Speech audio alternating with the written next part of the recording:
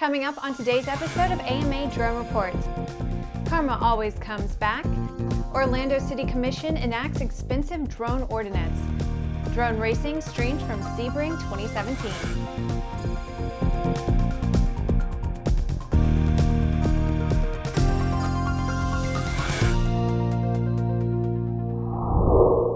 Hi, I'm Bree Cross. Welcome to Airborne's AMA Drone Report on Aero-TV, a weekly news program covering the recreational drone world in partnership with the Academy of Model Aeronautics, one of the oldest and most respected aviation organizations in the world, with more than 195,000 members and 2,400 clubs across the country.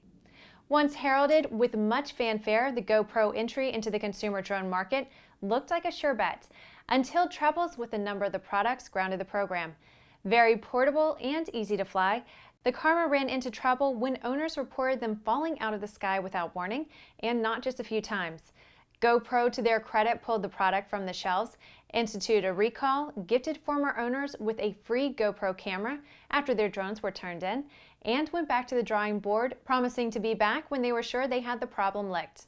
Well, they did just that, and this week the Karma returned to the market after the company corrected what turned out to be a problem with securing the battery, which would dislodge in flight and lose power, followed by the inevitable thud. The revamped Karma, along with a redesigned battery latch, will sell for the old price of $800 or $1,100 with a new Hero 5 camera, and the drones are now available on the GoPro site as well as authorized retailers. The A&N crew is looking forward to trying out the revamped Karma and furnishing a full flight test soon.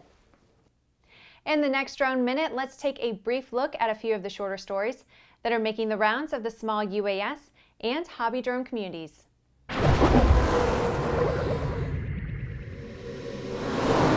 The second annual drone racing experience is scheduled for this month's AMA Expo East, a joint venture of Safety Third Racing of New York, New Jersey, and FPV Addiction of New York. Founded in 2015, Safety Third Racing is a nationally recognized FPV drone racing organization. Attendees are invited to visit the FPV cage and exhibit booths to see racing and demo flights of full-sized racing quads and check out the latest racers.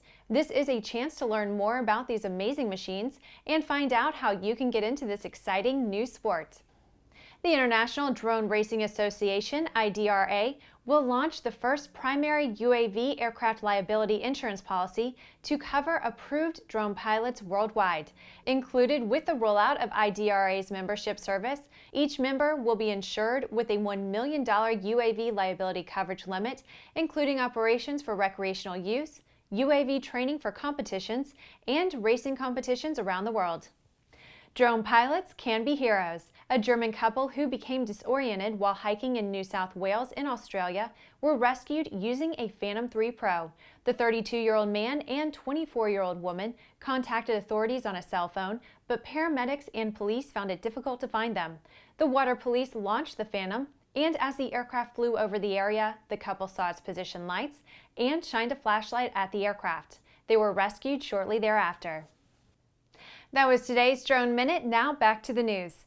The City Council in Orlando, Florida has approved a disappointing new drone ordinance which went into effect immediately.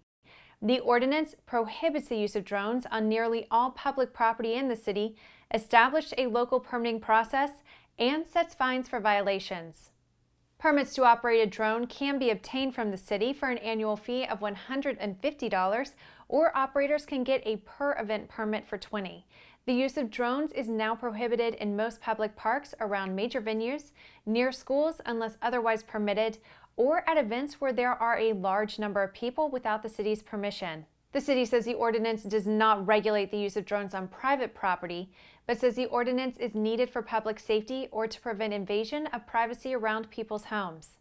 A number of drone advocates spoke up, including AMA. Sean Morrison, president of the Orlando Roto Racers and an AMA member, said, quote, "Whether or not it's your intention to eliminate our hobby, the law is the law, and if passed, this ordinance will prohibit flying in the only areas we have left. It's very difficult to find suitable areas to safely fly model aircraft in Orlando."